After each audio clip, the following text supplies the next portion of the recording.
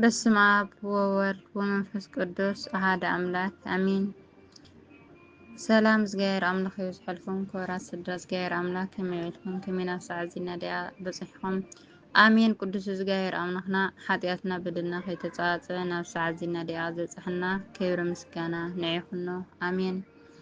እሹም በኣር ካብ ዝሓለፈ ዝቐፀለ መለክዒ መንፈሳዊ ዕብየት ኣብ ምዕራፍ ሓደ ካብ ዘርአናዮም 5 ነጥብታት ንእግዚአብሔር ኣብ ምፍቃር ቀዳማይ ነጥብን ካልኣይ ነጥብን ርኢናዮም ነርና።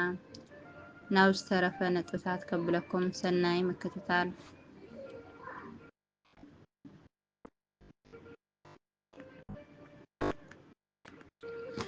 ኣደ ምስ 7 ደቃ። እዛ ታሪክ እዚኣ ኣዝያ ኣደናቂት እያ።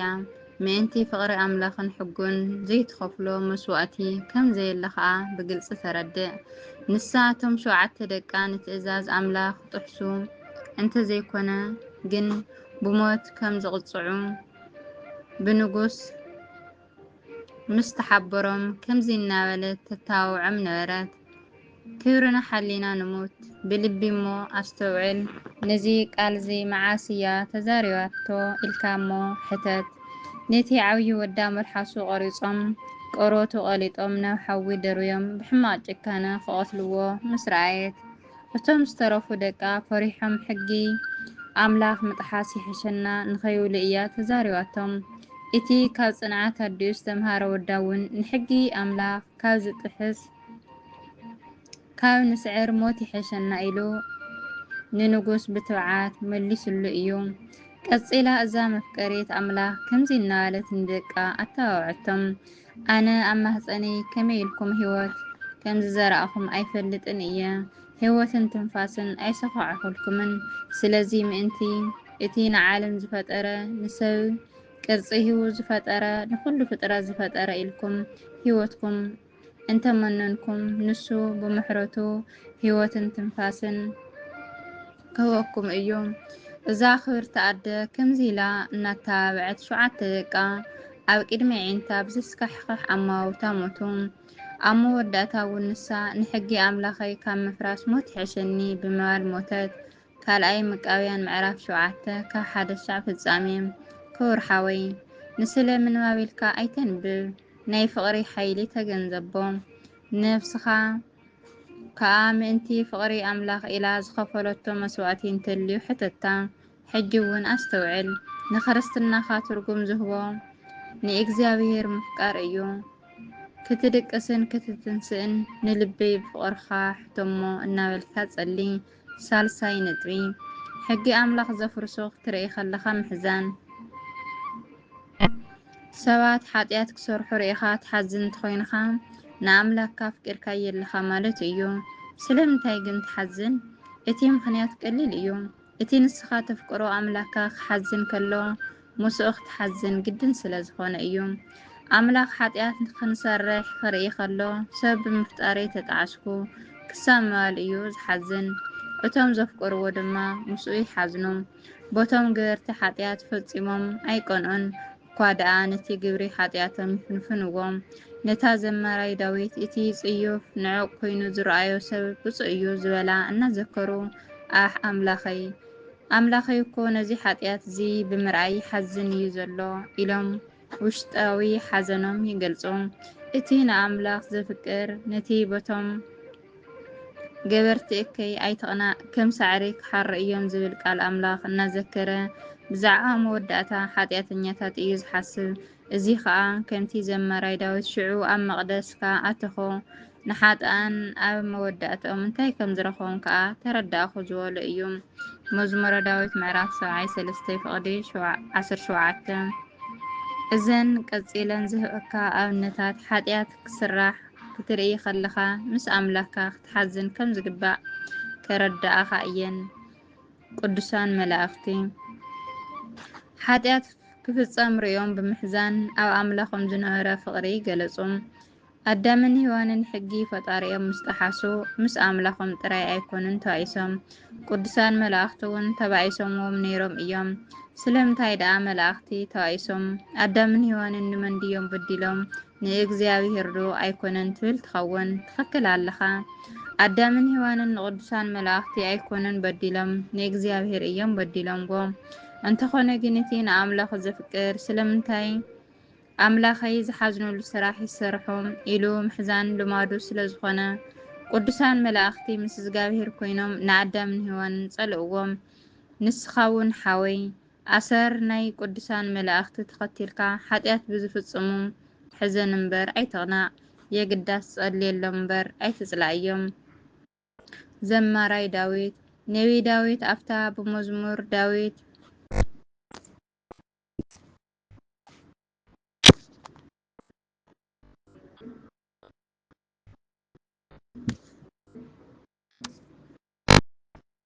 ትፍለጥ መጽሓፍ ከምዚ ኢሉ ኣሎ። ሰባት ንሕግኻ ስለዘይሓለዉ ንባዓተይ ከም ውሓዚ ማይ ይፈስስ ኣሎ። መዝሙረ ዳዊት ምዕራፍ 119 ብቀይዲ 136 ተመልከት።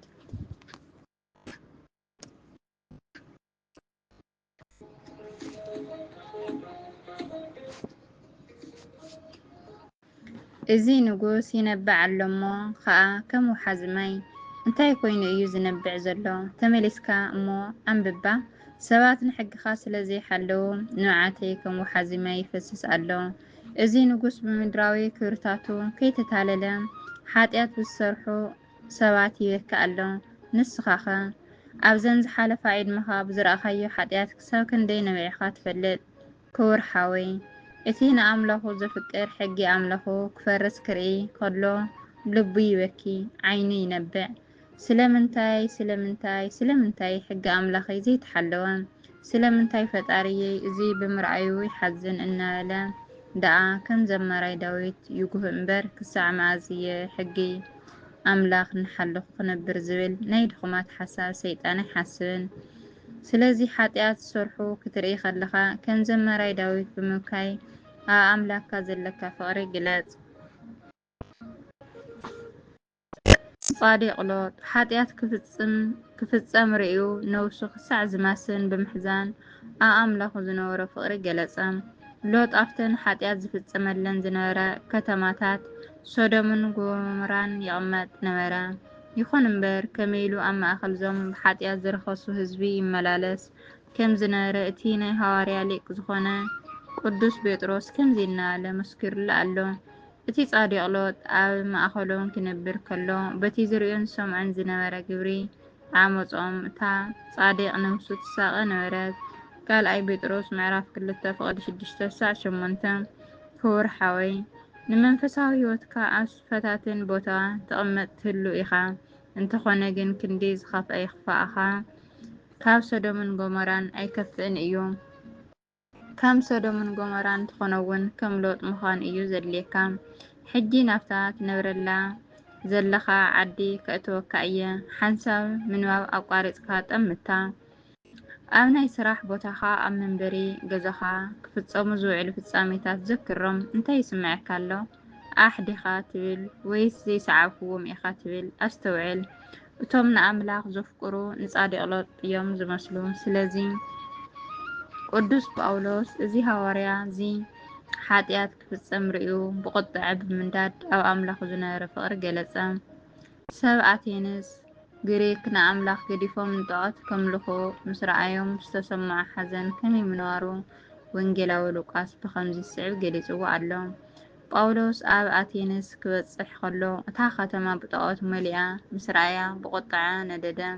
ግብረ ሐዋርያት ምዕራፍ 17:16 እምበኣር በቶም ካብ ቤተ ክርስቲያን ርሒቖም ብዛዕባ ሕጊ ኣምላኾም ዘይግደሱ ባህ ዝብሎም እናተዛረቡ እናሰርሑ ዝነበሩ ዘይትቐንዕ እኳ ደኣ ትጉህን ትሓዝን እንተኾይንኻ ብሓቂ ንእግዚአብሔር ተፍቅሮ ኢኻ። እዛ ፍቕሪ እዚኣ እያ እምበኣር ካብቲ ናቶም ናይ ጥፍኣት መንገዲ ኣድሒናትካ ዘላ። እዛ ፍቕሪ እዚኣ እያ ንመፍረስቲ ሕጊ ክትንዕቆም ትገብረካ። ከም ቅዱሳን መላእኽቲ ኃጢአት ክፍጸም ርኢኻ ከም ትነብዕ ትገብረካ። ከም ዘማራይ ዳዊት ከም ትጭነቕ ትገብረካ። ከም ጻዲቕ ሎጥ ከም ትነድድ ትገብረካ። ከም ቅዱስ ጳውሎስ ብርግጽ ተፍቅሮ እንተኾይንኻ። 4ይ ነጥቢ ናይ ኣምላኽ ተባዕ ምስክር ምዃን ከይሓፈርካን ከይፈራሕኻን ኣብቲ ዝድለየሉ ግዜን በታን ቃልን ኣምላኽ ብምምስካር ኣብ ኣምላኽካ ዘለካ ፍቕሪ ክትመዝንን ትኽእል። ሓጢኣት ርኢኻ ትሓዝን ተኽኢልካ ክትሰብኮም ግድን እዩ። እቲ ንኣምላኽ ዘፍቅር ኣብ ገዝኡ ምስ ስድርኡ ኣብ ደገ ምስ ኣዕርኽቱ መሳርሕቱ መማህርቱ ብቓል ኣምላኽ ካብ ምዝራብ ዝዓግቶ ፍርሒ ኮነ ሕፍረት የለን። ብዛዕባ ስቃይን ሞትን ጎይትኡ ምምስካር ደስ ደኣ ይብሎ እምበር ብምኽንያት ሕፍረትን ፍርህን ስቕ ኣይብልን። ብፍላይ ከዓ እቲ ንሱ ዘፍቅሮ ኣምላኹ ዝሓዝነሉ ግብሪ ሓጢኣት ክርኢ ከሎ ተዊዑ ይመክርን ይኣልን። እቶም ንኣምላኽ ዘፍቅሩ ከመይ ገይሮም ንቓል ኣምላኽ ብምምስካር ኣብ ኣምላኾም ዝነበሮም ፍቕሪ ይገልጹ ከም ዝነበሩ ትርኢ ኢኻ።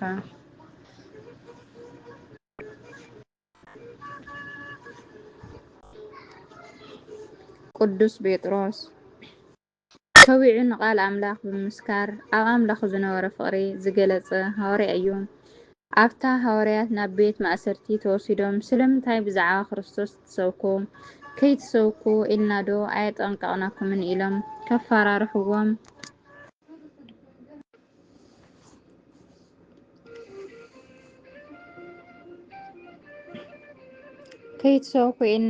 ኣየጠንቀቕናኩምን ኢሎም ከፈራርሕዎም ዝፈተኑላ ግዜ ቅዱስ ጴጥሮስ ዝሃባ ግብረ መልሲ ስምዐያ። ኣቱም ሰባት ካብ ንኣምላኽ ምእዛዝ ንሰብ ምእዛዝ ቁኑዕ እንተኾይኑስ እስከ ባዕልኹም ፍረዱ። ነቲ ንስኹም ኣብ ዕንጨይቲ መስቀል ሰቐልኩምዎ ኣምላኽ ድማ ካብ ምውታት ዘተንስኦ ክርስቶስ ምስክሩ ንሕና ኢና። ግብረ ሃዋርያት ምዕራፍ 5:28-30 ተመልከት እሞ ኣብ ቤት ማእሰርቲ ኣቲኻ ኣብ ቅድሚቶም ናይ ምእሳርን ምፍታሕን ስልጣን ኣለና ዝብሉ ተቢዕኻ ኣነ ናይቲ ምእንቲ ሓጢኣተይ ዝሞተ ክርስቶስ ምስክር እየ ኢልካ ክትዛረብ ከቢድ እዩ።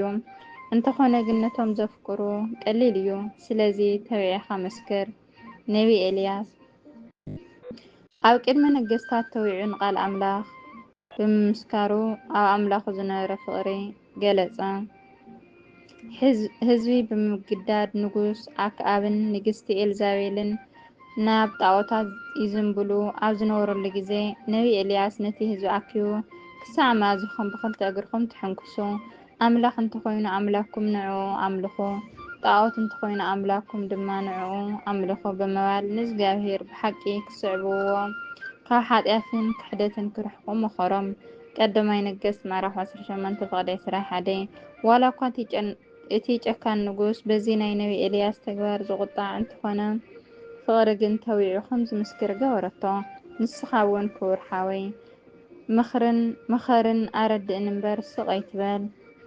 ሃዋርያ ቅዱስ ጳውሎስ ኣብታ ናብ ኣቴነስ ዝኣተወላ ግዜ ብበዝሒ ጣዖት ምስ ረኣየ እንታይ ከም ዝገበረ ወንጌላዊ ሉቃስ ብከምዚ ዝስዕብ ኣስፈርዎ ኣሎ። እታ ከተማ ብጣዖት መሊኣ ምስ ረኣያ ብቁጣዐ ነደደ። ስለዚ ኣብ ቤት ጸሎት ምስ ኣይሁድን ምስቶም ንኣምላኽ ዝፈርሑን ኣብ ዕዳጋ ምስ ዝረኽቦም ይዘራረብ ነበረ። ግብረ ሃዋርያት ምዕራፍ 17:16 ለካ እዛ ፍቕርስ ክንድዚ እያ ሓይሊ ዘለዋ። ኣብ ዕዳጋ ከይተረፈያ ብቓሉ ተዛረብካ ኣብ ዕዳጋ ከይቃረየ ብቓሉ ተዛርበካ። ክቡር ሓወይ ንስኻ እውን ነዚ ክትገብሮ ትኽእል ኢኻ። ኣቐዲምካ ግን ምስ ስድራኻን ኣዕርኽትኻን ተለማመድ። ምስዚኣቶም ምዝራብ እንተተሰኪፍካ ግን ኣብ ዕዳጋ ምዝራብ ነውሪ ኮይኑ እዩ ክስምዓካ እዩ። ንኣምላክካ ተፍቅሮ ድኻ ብቓሉ ምዝራብ ሓጐስካ ይኹን። መጥመቀ ዮሃንስ ኣብታ ንጉስ ሄሮዶስ ንሰበይቲ ፊልጶስ ሓው ሄሮዳድያ ሰበይቱ ክገብራ ዝወሰነላ ግዜ ንጉስ እዩ ኢሉ ከይፈርሐ እዚ ክትገብሮ ተሓስቦ ዘለኻ ኣብ ቅድሚ ኣምላኽ ጌጋ እዩ ብምባል ደኣ ገሰጾ እምበር ኣምላኹ ዝሓዘነሉ ስራሕ ክስራሕ ስቕ ኢሉ ኣይተዓዘበን።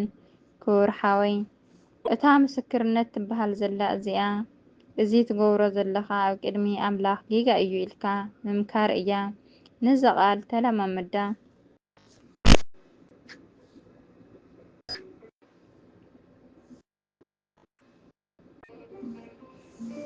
እዚ ትገብሮ ዘለኻ ኣብ ቅድሚ ኣምላኽ ጌጋ እዩ እምበኣር ነዘን 4 ኣብነታት እናዘከርካ ተቢዕኻ ንቃል ኣምላኽ ብምስካር ኣብ ኣምላኽ ዘለካ ፍቕሪ ግለጽ። ወስብሐት ለእግዚአብሔር ወለወላዲቱ ድንግል ወለመስቀሉ ክቡር አሜን። ዝተጋገና እየተልዩ ካብ ጌጋ ንክተርሙና ብትሕትና ንሓትት።